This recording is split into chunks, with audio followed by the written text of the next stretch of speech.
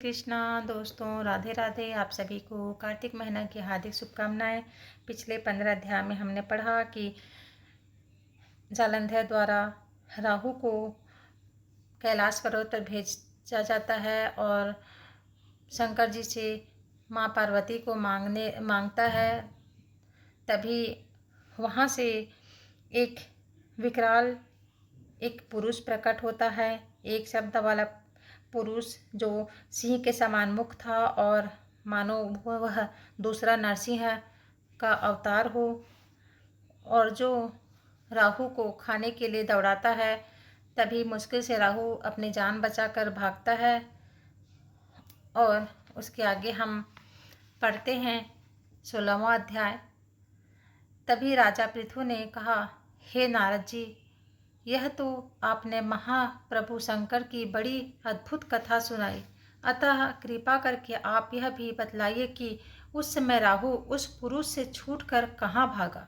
नारद जी ने कहा, उससे छूटने पर वह बर्बर नाम से विख्यात हो गया और मानो नया जन्म पाकर उसने अपने आप को धन्य माना तथा वह धीरे धीरे जालंधर के पास गया।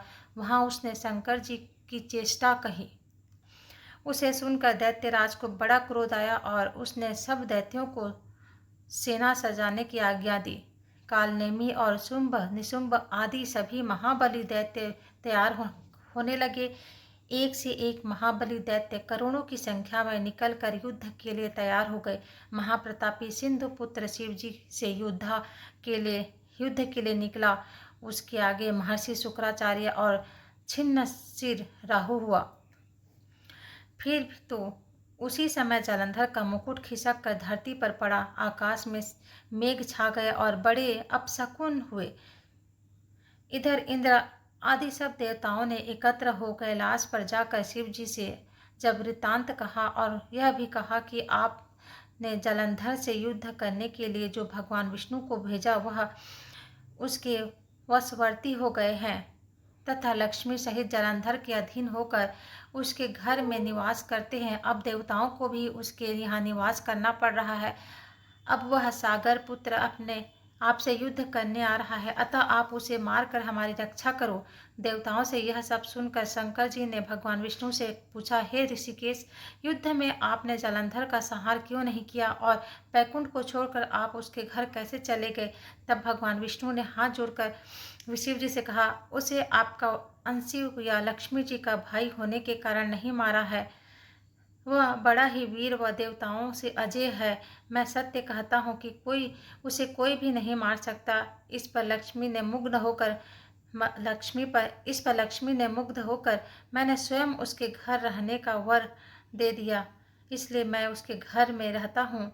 हे सूरवर्य विष्णु, आप यह क्या कहते हैं। उस दैत्य जालंधर को मैं अवश्य मारूंगा, इसमें कुछ भी संदेह नहीं है। अब आप सब देवता जालंधर को मेरे द्वारा ही मरा जान अपने स्थान को जाइए। जब शंकर ने ऐसा कहा तो सब देवता संदेह रहित होकर अपने स्थान को चले गए।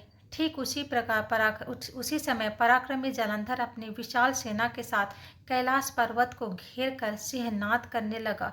दैत्यों के नाद और कोलाहल से शिव जी क्रुद्ध हो गए। उन्होंने अपने नंदी आदि गणों को उसके साथ युद्ध करने की आज्ञा दे दी। कैलाश पर्वत के पास भीषण युद्ध होने लगा। दैत्य ने अनेक प्रकार के अस्त्र शस्त्र बरसाने शुरू कर दिए। भेरी, मृदंग, शंख और तीरों तथा हाथी घोड़ों व रथों से शब्द से धरती कांपने लगी। युद्ध में कटकर मरे हुए हाथी, घोड़े और पैदलों पर का पहाड़ सा लग गया, जिससे कि युद्ध भूमि और भी आगमय हो गई। दैत्यों के आचार्य श्री शुक्राचार्य अपनी मृत संजीवनी विद्या से सब दैत्यों को जिलाने लगे। यह देखकर शिव जी के गण व्याकुल हो गए और उनके पास जाकर सारा वृत्तांत सुनाया और उसे सुनकर भगवान रुद्र के क्रोध की सीमा न रही। वह अपने भयंकर रूप से दिशाओं को प्रज्वलित करने लगे। फिर तो उस समय उनके मुख से एक बड़ी भयंकर कन्या उत्पन्न हुई, जिसकी कि दोनों जंघाएं ताल वृक्ष के समान थी। वह युद्ध भूमि में जाकर सब असुरों का चर्वण करने लगी। युद्ध भूमि में इस तरह विचरते हुए वह शुक्राचार्य जी के पास पहुंची और शीघ्र ही उन्हें अपने उदर में छुपा लिया। फिर स्वयं भी अंतर्ध्यान हो गई। शुक्र के गुप्त हो जाने से दैत्यों का मुख मलिन हो पड़ा और वह युद्ध छोड़कर भागने लगे। इस पर अनेक शुंभ निशुंभ और कालनेमी आदि सेनापति ने अपने भागते हुए वीरों को रोककर शिवगणों पर बड़ा कठिन प्रहार किया। और ऐसा ही शिव जी के नंदी आदि वीर गणों, जिनमें गणेश और स्वामी कार्तिकेय भी थे, अपने गणों को रोककर दैत्यों से भीषण युद्ध करने लगा। जय श्री कृष्ण। राधे राधे।